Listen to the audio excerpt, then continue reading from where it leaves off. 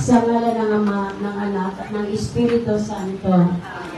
Ang anghel ng Panginoon ay nagbalita kay Santa Maria at siya'y naglilinglan ng Espiritu Santo. Aba, Ginoong Maria, napupuno ka ng grasya. Ang Panginoong Diyos ay sumasa iyo. Bukod kang pinagpala sa babaeng lahat, at pinagpala naman ang iyong anak na si Jesus. Santa Maria, Ina ng Diyos, ipanalangin mo kami ng kasalanan, ngayon at kung kami mamamatay. Amen. Narito ang alipin ng Panginoon. Maganap nawa sa akin ayon sa wika mo. Aba, Ginoong Maria, napupuno ka ng grasya. Ang Panginoong Diyos ay sumasa iyo. Bukod kang pinagpala sa babaeng lahat, at pinagpala naman ang iyong anak na si Jesus. Santa Maria, Ina ng Diyos, ipanalangin mo kami ng kasalanan, ngayon at kung kami mamamatay. Amen. At ang salita ay nagkatawang tao at nagipamuhay sa atin. Aba, Ginoong Maria, napupuno ka ng grasya. Ang Panginoong Diyos ay sumasa iyo. Bukod kang pinagpala sa babaeng lahat, at pinagpala naman ang iyong anak na si Jesus. Santa Maria, Ina ng Diyos, ipanalangin mo kami ng kasalanan, ngayon at kung kami mamamatay. Amen. Ipanalangin mo kami, O Santa na Ina ng Diyos, na kami maging dapat makinabang sa mga pangako ni Kristo. Manalangin tayo. Panginoon namin Diyos, kasihan mo nawa ang aming mga kaluluwa sa iyong mahal na grasya. At siyamang dahilan sa pamamalita ng anghel, ay nakilala namin ang pagkakatawang tao ni Jesucristong anak mo, pakundangan sa mahal na pasakit, at pagkamatay niya sa krus, papakinabangan mo kami ang kanyang pagkabuhay na mag-uli sa kadakilaan sa langit, sa pamamagitan ni Jesucristo, aming Panginoon. Amen. Walhati sa Ama at sa Anak at sa Espiritu Santo. Kapara nung unang-una, ngayon magpakailanman, magpasawalang hanggan. Amen. Sa ngalan ng Ama at ng Anak at ng Espiritu Santo. Amen.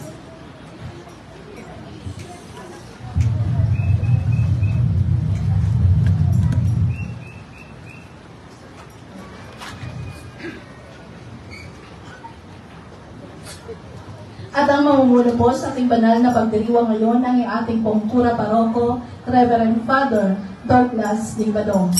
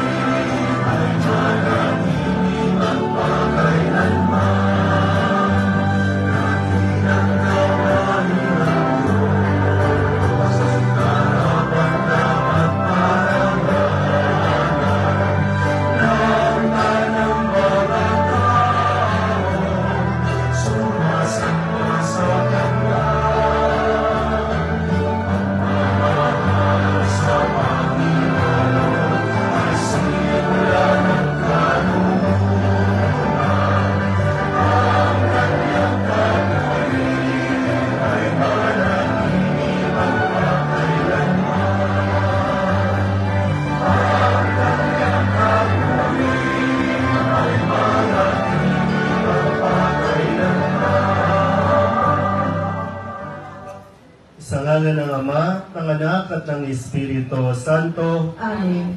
Ang pagpapala ng ating Panginoong Hesukristo, ang pag-ibig ng Diyos Ama, at ang pagkikipagkaisa ng Espiritu Santo, naway sumainyong lahat. At sumaiyo rin. Maligayang pagdating po sa ating pagdiriwang ngayong gabing ito na kung saan tayo po ay naghahanda para sa pagdating ng relic ni San Nicolas. Sa mga nasa online po, kami ay naririto sa Barangay 274, dito po sa pangunguna ni Chairman Ronald Dicena at kasama po ang lahat ng mga kabarangay. Mga kapatid, aminin natin ang ating mga kasalanan upang tayo maging marapat gumanap sa banal na pagdiriwang. Inaamin ko sa makapangyarihang Diyos at sa inyo mga kapatid na lubha akong nagkasala sa isip, sa salita at sa gawa at sa aking pagkukulang. Kaya isinasamo ko sa mahal na Birhen Maria, sa lahat ng mga anghel at mga banal, at sa inyo mga kapatid, na ako'y panalangin sa Panginoong ating Diyos. Tawaan tayo ng makapangyarihang Diyos, patawarin tayo sa ating mga kasalanan, at patnubayan tayo sa buhay na walang hanggan. Amen. Panginoon, kaawaan mo kami. Panginoon, kaawaan mo kami. Kristo, kaawaan mo kami. Kristo, kaawaan mo kami. Panginoon, kaawaan mo kami. Panginoon, kaawaan mo kami. Manalangin tayo. Ama naming makapangyarihan, sa iyo nagmumula ang tanang kabutihan.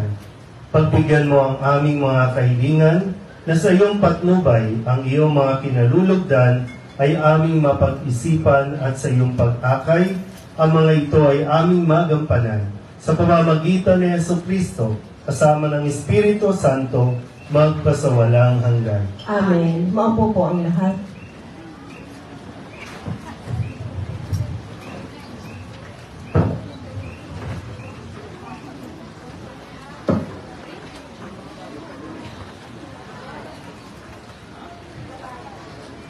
Pagbasa mula sa unang aklat ng mga hari. Noong mga araw na iyon, nagsalita kay Agab si Elias na taga Tesbi. Isinusumpa ko sa ngalan ng Panginoon, ang Diyos ng Israel, na pinaglilingkuran ko, hindi uulan, ni hindi man lamang magkakahamog sa mga darating na taon, hanggang hindi ko sinasabi. Pagkatapos sinabi ng Panginoon kay Elias, umalis ka rito at magtago ka sa batis ng Karet, sa silangan ng Jordan. Makakainom ka ng tubig sa batis at may inutusan akong mga uwak na maghahatid sa iyo ng pagkain. Gayon nga ang ginawa niya. Lumakad siya at nanirahan sa may batis ng Karet, sa silangan ng Jordan. Umaga't hapon, may mga uwak na nagdadala sa kanya ng pagkain. Sa batis naman siya umiinom. Ang salita ng Diyos. Salamat sa Diyos. Sa iyong tugunan ang aming pong tutugon. Sa pangalan ng may kapal, tayo ay tinutulungan, tayo pong lahat. Sa pangalan ng may kapal, tayo ay tinutulungan. Sa gawi ng bundok, tumitingin ako, saan manggagaling ang ating saklolo, ang hangad kong tulong sa Diyos na nagmumula, sa Diyos na lumikha ng langit at lupa. Tugon, sa pangalan ng may kapal, tayo ay tinutulungan. huwag sana akong bayaang mabuwal, handang lagi siya sa pagsagalang.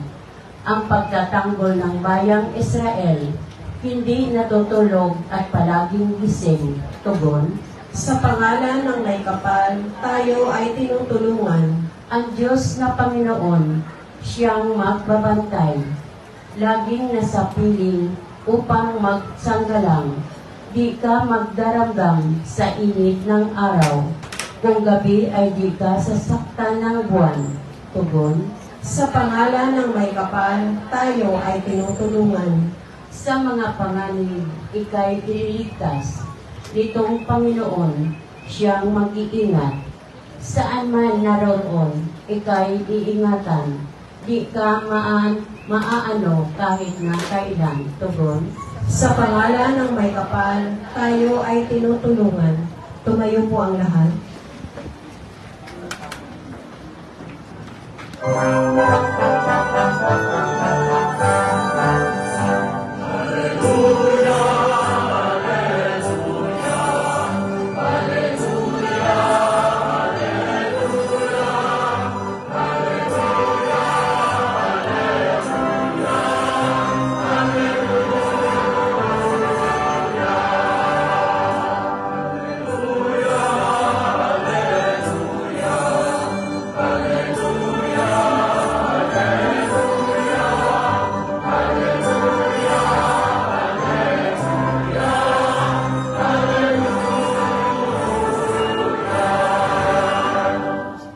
Sumainyo ang Panginoon. At sumaiyo rin.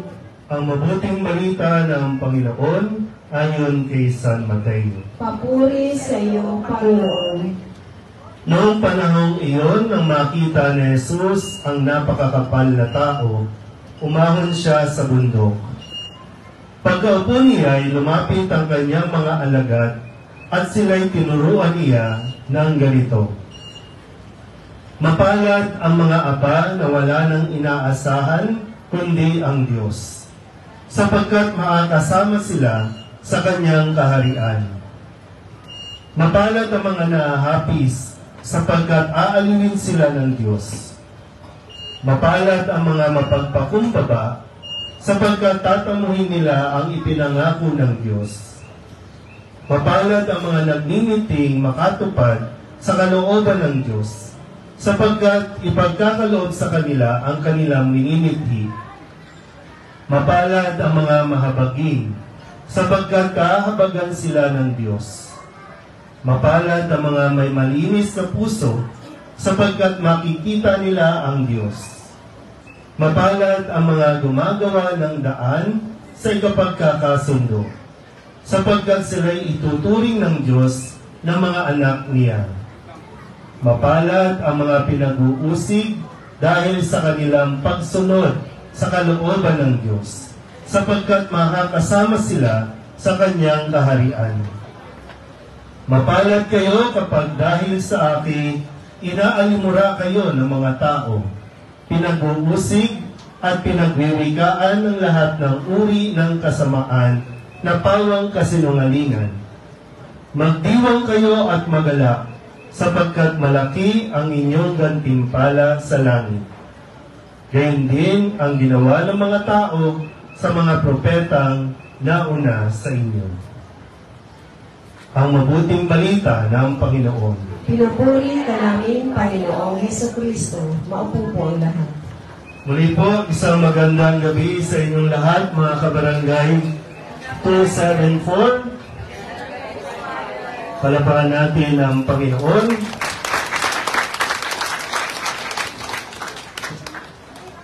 Sabihin niyo nga po muna sa katabi ninyo, mapalad ka. Pero bakit nga ba? Sabihin niyo, bakit ka mapalad? Ha? Buhay pa. Na ilang taon na po ba kayo? 78. Gusto niyo pa ba umabot ng 79?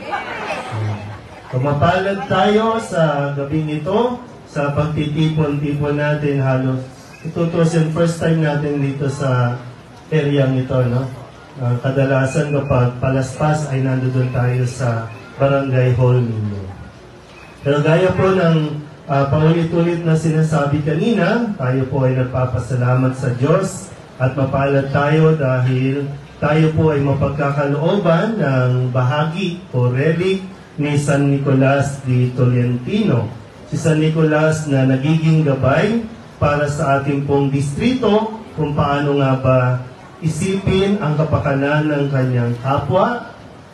Yung halos siya po ay hindi na kumain, maubusan na ng lakas para lamang makapagsilbi sa mga tao na higit na nangangailangan ng tulong. Sabihin nyo nga po ulit sa katabi ninyo, mapalad ka. Pero sana po sa pagdiriwang natin ngayong gabing ito, makita natin yung sinasabi ni Jesus na mapalad tayo. Mahirap po yung araw-araw na lang na nabubuhay tayo, gumigising tayo, ang nakikita natin ay yung wala. Diba, no? Ang madalas nating makita ay yung wala. Pero yung naririyan, yung meron, hindi natin na-appreciate. Sabi nga ni Lola, no? Mapalad tayo, buhay pa tayo. No?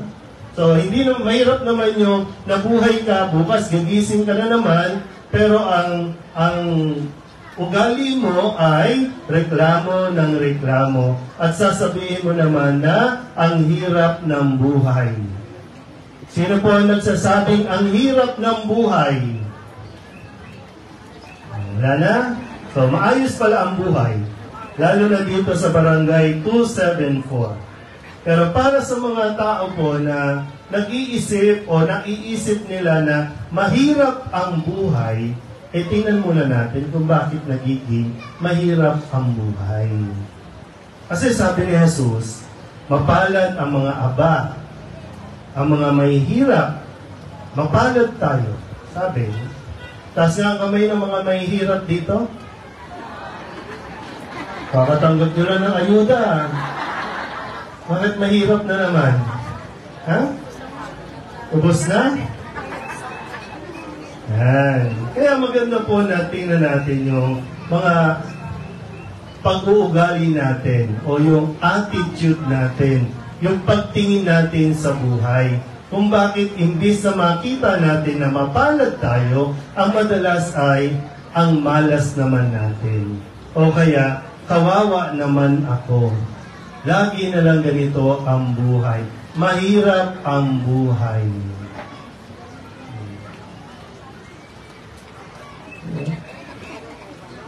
Mahirap ba talaga ang buhay? O pinapahirapan lang natin ang ating mga buhay? Kasi kung sabi ko nga kanina, no? Kung makikita mo lang sana kung ano yung meron ka, masasabi mo talagang mapalad ka.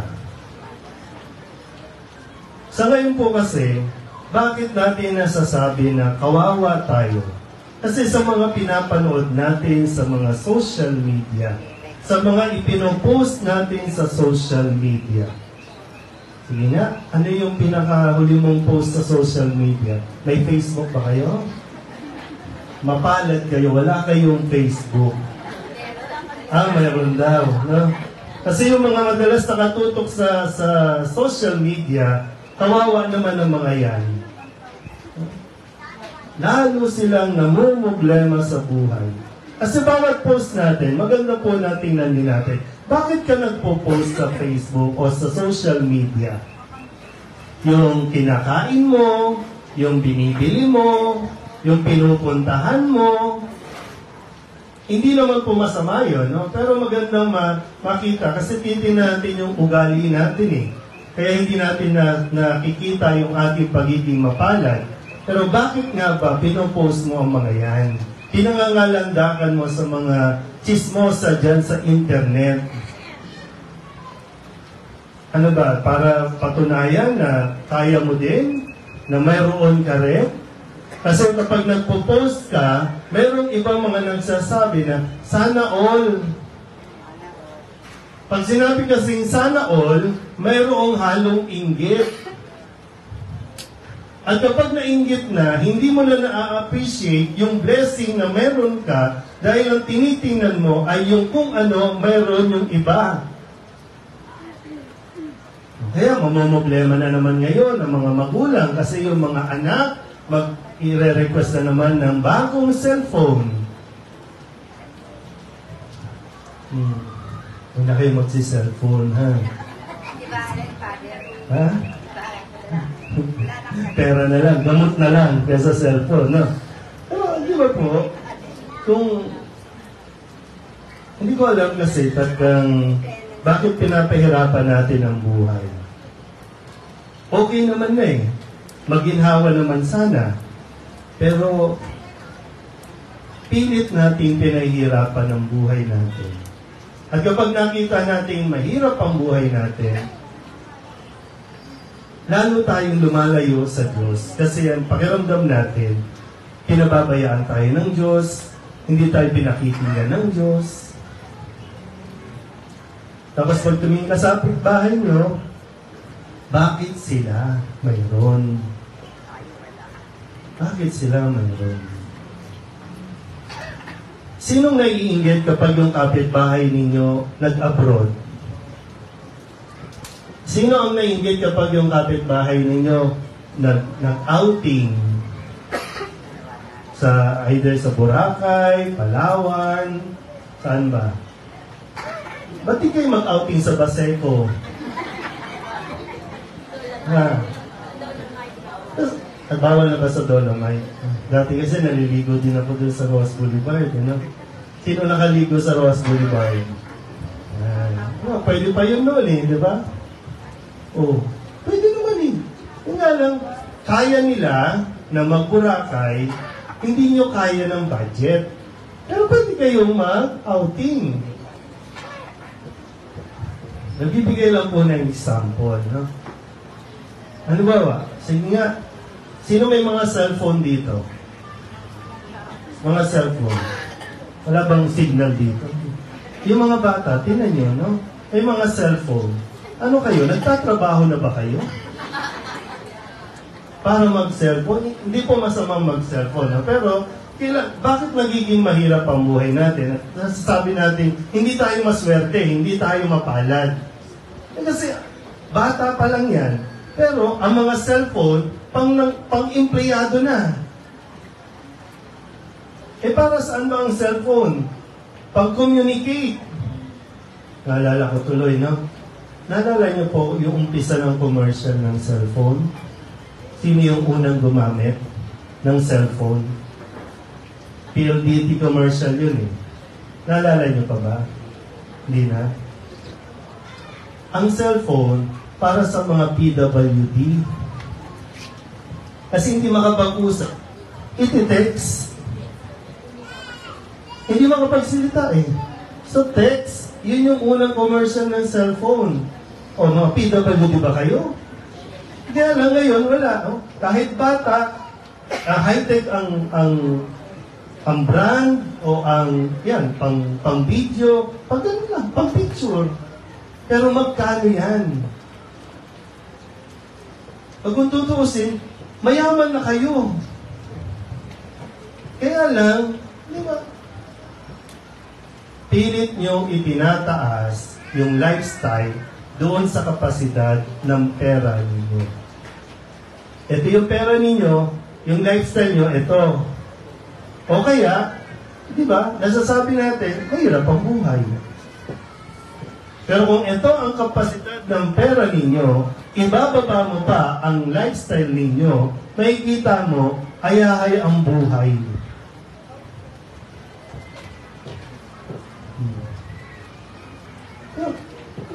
Hindi po nagkukulang ang Panginoon na magbigay ng mga biyaya sa atin.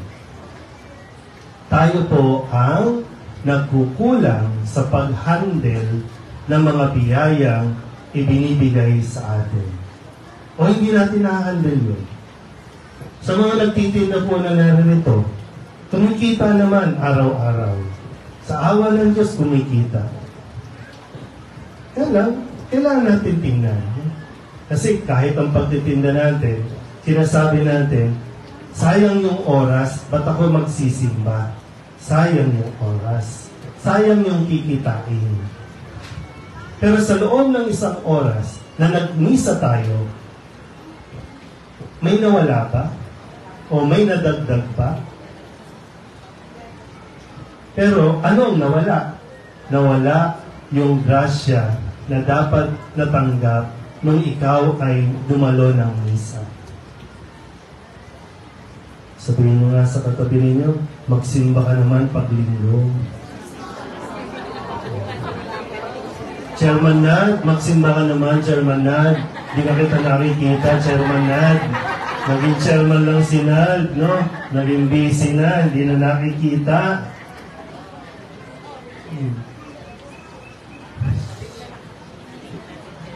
Ano? Ano ba? Nakukuha niyo ba? Ano? Okay naman sana tayo eh. Kaya lang, yung ugali natin, hindi natin makita-kita kung ano ang problema. Walang problema sa pera. Mayroon nga kayong ayuda. Tuwing kailan ba ang ayuda ng senior?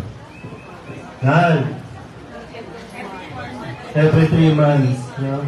Dati naman walang ayuda, nabuhay naman kayo, di ba? Ngayon may ayuda, kada tanggap ng ayuda, imbis na, thank you Lord, ay, ito lang. Kulang na naman. Dati wala. Pero ngayon may natatanggap, kulang na naman. Pag alam nyo naman kung bakit kulang, naiborsa na. Nabawasan na bago pa dumating sa inyo. Nabawasan na. Kasi sila, kahit marami na, ang sinasabi pa rin, kulang. Kulang pa rin. Kaya, ayun, natutuksong mag-corrupt. Kasi yung lifestyle nila, ang taas pa rin.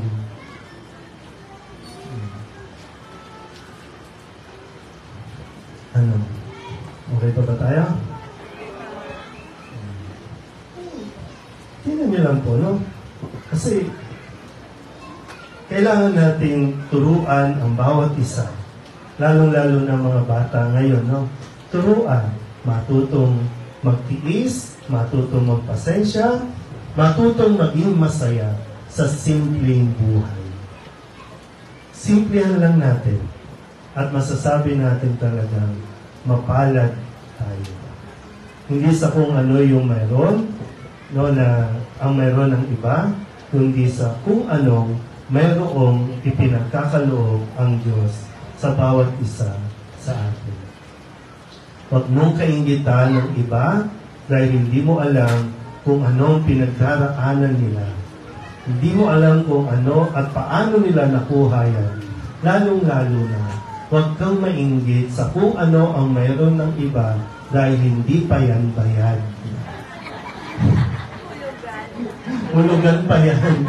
Kaya araw-araw, namumroblema yan, nakasimangot kasi darating na naman si Mekus-Mekus, wala pa yung panghulog. Pero ikaw, inggit na inggit ka, wala kang utang. Yung iba, maraming utang.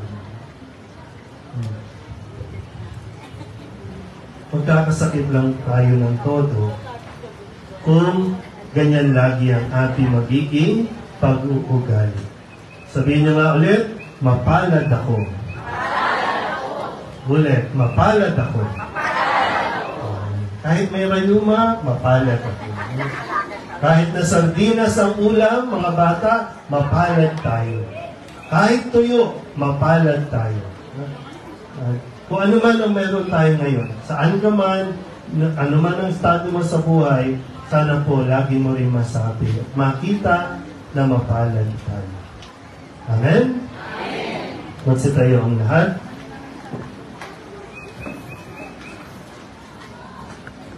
Ang kaligayahan ang pinakamahirap na makamit sa lahat ng mga hinahangad ng tao. Manalangin tayo ngayon sa Diyos Ama para sa malalim na kapayapaang nagmumula sa ating buong pusong pagsandig sa Kanya. Ang ating itutugon, Ama ng biyaya, maging gantimpala ka namin. Ama ng biyaya, maging gantimpala ka namin. Ang mga pinuno ng simbahan naway magkaroon ng tapang at lakas na ipahayag ang mabuting balita na siyang sagisag ng kasulungatan sa daigdig. Manalangin tayo sa Panginoon. Ama ng biyaya, maging gantimpala ka namin. Yaong mga nahaharap sa mga pag-uusig dahil sa kanilang pagsaksi sa Ebanghelyo, naway makaranas ng kaginhawaan dulot ng presensya ni Kristo sa gitna ng kanilang paghihirap. Manalangin tayo sa Panginoon. Ama ng biyaya, maging handa na maging gantimpala ka namin. At tinawang isa puso ang turong mapapalad upang maging banal at masaya tayo sa pagtatag ng kaharian ng Diyos dito sa lupa. Manalangin tayo sa Panginoon. Ama ng biyaya, maging gantimpala ka namin. Ang mga may sakit, at ang mga tumatangis sa pagpanaw ng kanilang mga mahal sa buhay, naway palakasin at hilumin sa kanilang kalungkutan at sakit. Manalangin tayo sa Panginoon. Ama ng biyaya, maging gantimpala ka namin. Ang mga yumao, naway magkamit ng kaligayahan at kapayapaan na makalangit na kaharian. Manalangin tayo sa Panginoon. Ama ng biyaya, maging gantimpala ka namin. Dalugin natin sa Panginoon ang ating mga personal na kahilingan at mga panalangin para sa ating mga pamilya, para sa lahat ng mga namumuno dito sa ating barangay, para sa mga kagalingan, lalo na para sa mga may sakit. Ang lahat ng ito iniling namin sa ngalan ni Kristo, aming Panginoon. Amen. Maupo po ang lahat.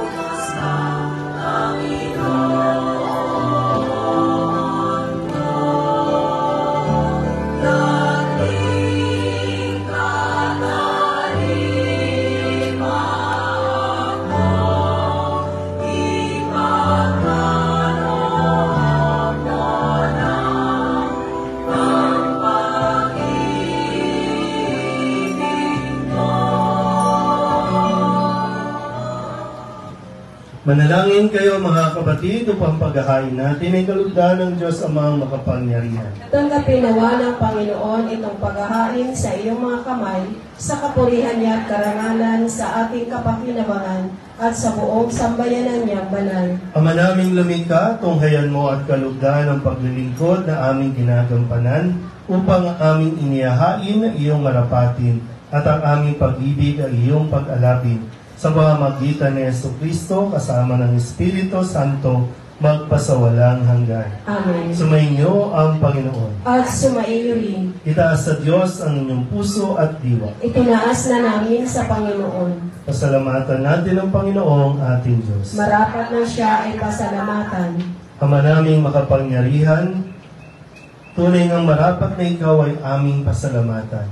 Pinagbibigyan mong ito'y aming maihayag, kahit na ito'y walang anumang maidaragdag, sa kadakilaang sa iyo ay likas. Sa pagpupuri namin, ang nakikinabang ay kami ring iyong pinakikiharapan sa pamamagitan ng iyong anak na minamahal. Kaya kaysa ng mga anghel na nagsisiawit ng papuri sa iyo, na walang humpay sa kalangitan, kami nagbubunyi sa iyong kadakilaan.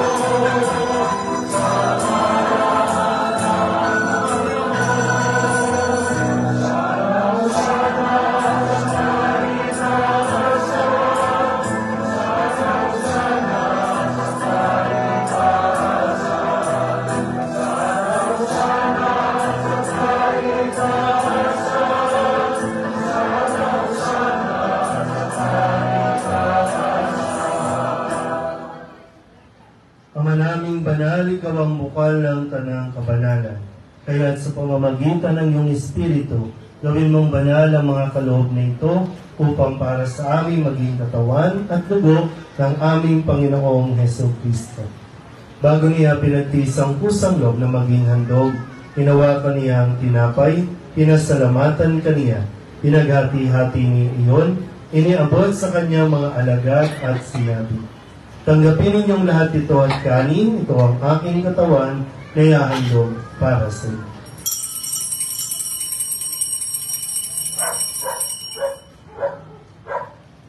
Gayun din naman nung matapos ang hapunan, hinawakan niya ang kalis, muli kaniyang pinasalamatan. Iniabot niya ang kalis sa kanyang mga alagad at sinabi, "Tanggapin ninyong lahat ito at inumin. Ito ang kalis ng aking dugo, ng bago at wala hanggang tipan. Ang aking dugo na ibubuhos para sa inyo at para sa lahat sa pagpapatawad ng mga kasalanan. Gawin niyo ito sa pag-alaala sa akin."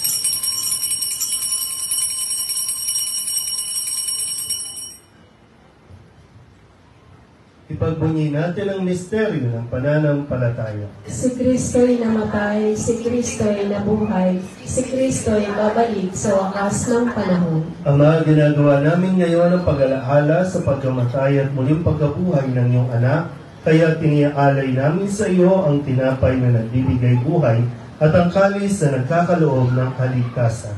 Kami nagpapasalamat dahil kami iyong minarapat na tumayo sa harap mo para maglingkod sa iyo. Isinasama namin kami magsasalo-salo sa katawan at dugo ni Kristo ay mabuklod sa pagkakaisa sa pamamagitan ng Espiritu Santo. Ama, lingapin mo ang iyong simbahang laganap sa buong daigdig. Puspusin mo kami sa pag-ibig kay San Francisco na aming Papa at ni Jose na aming Obispo at ng Kanang Kaparian. Alalahanin mo rin ang mga kapatid naming nahimlay na may pag-asa sila'y muling mabubuhay. Gayun din ang lahat ng mga pumanaw. Kawaan mo sila at patuloyin sa iyong kaliwanagan. Kawaan mo at panginapating kaming lahat na makasalo sa iyong buhay na walang wakas. Kaysa ng mahal na Birhen Maria, Ina ng Diyos, ng kabiyak ng puso niyang si San Jose. Kaysa ng mga apostol ni San Nicolas de Tolentino at ng lahat ng mga banal na namuhay dito sa daigdig ng kalugod-lugod sa iyo. May pagdiwang nawa namin ang pagpupuri sa ikararangan mo sa pamamagitan ng iyong anak na aming Panginoong Hesukristo. Sa pamamagitan ng Kristo, kasama niya at sa Kanya, ang lahat ng parangal at papuri ay sa iyo, Diyos Amang makapangyarihan, kasama ng Espiritu Santo, magpasawalang hanggan. Amen.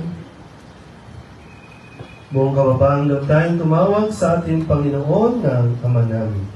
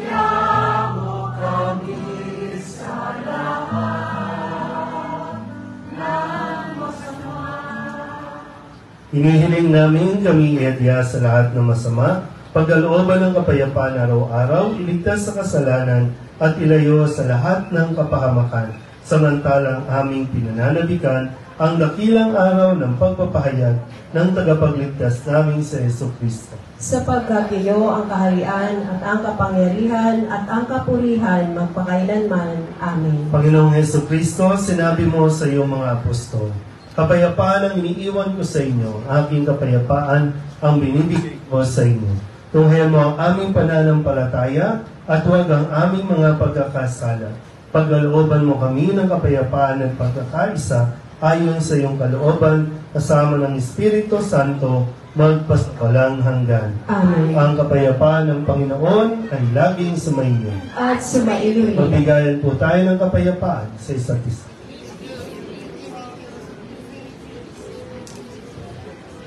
Korderoong Diyos na nag-aalis ng mga kasalanan ng sanlibutan, maawa ka sa amin. Kordero ng Diyos na nag-aalis ng mga kasalanan ng sanlibutan, maawa ka sa amin.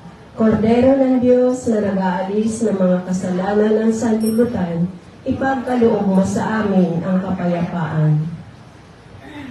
Ito ang kordero ng Diyos. Ito ang nag-aalis ng kasalanan ng sanlibutan.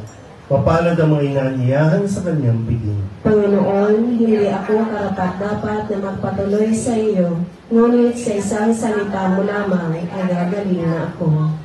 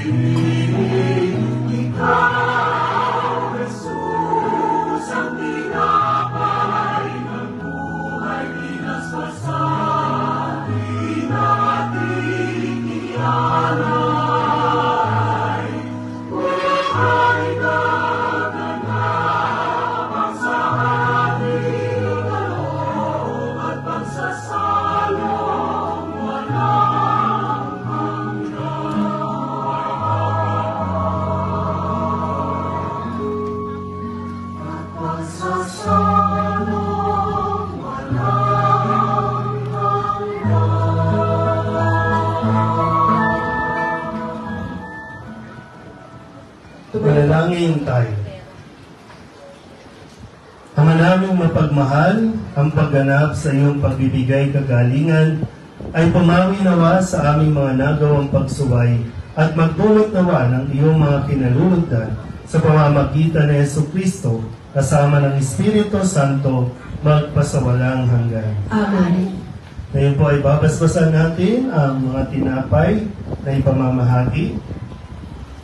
Ama naming makapangyarihan, kay San Nicolas de Tolentino, kami po ay umiling sa iyo ng pagbabasbas. Pagkalooban mo po ng biyaya, ng kagalingan, ang mga tinapay na ito upang ito'y magdulot din ng kalakasan, lalong-lalo na para sa mga may sakit.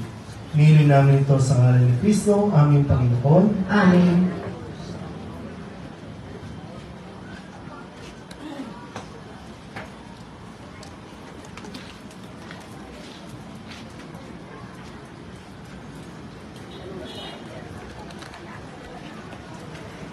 Muli po, maraming salamat mga kabarangay 274, kay Chairman Ronald Dicena. Maraming salamat po sa pagtulong at pag-aasikaso upang makapagmisa po tayo dito sa inyong pong barangay. Nawa, magdulot ng biyaya ang pagmimisa natin ngayong gabi dito po sa inyong barangay. Sumayin niyo ang Panginoon At sumayin at pagpalain kayo ng makapangyarihang Diyos, Ama at Anak, Espiritu Santo. Amen. Tapos ang banal na misa, humayo tayo sa kapayapaan ni Kristo. Salamat sa Diyos. Magandang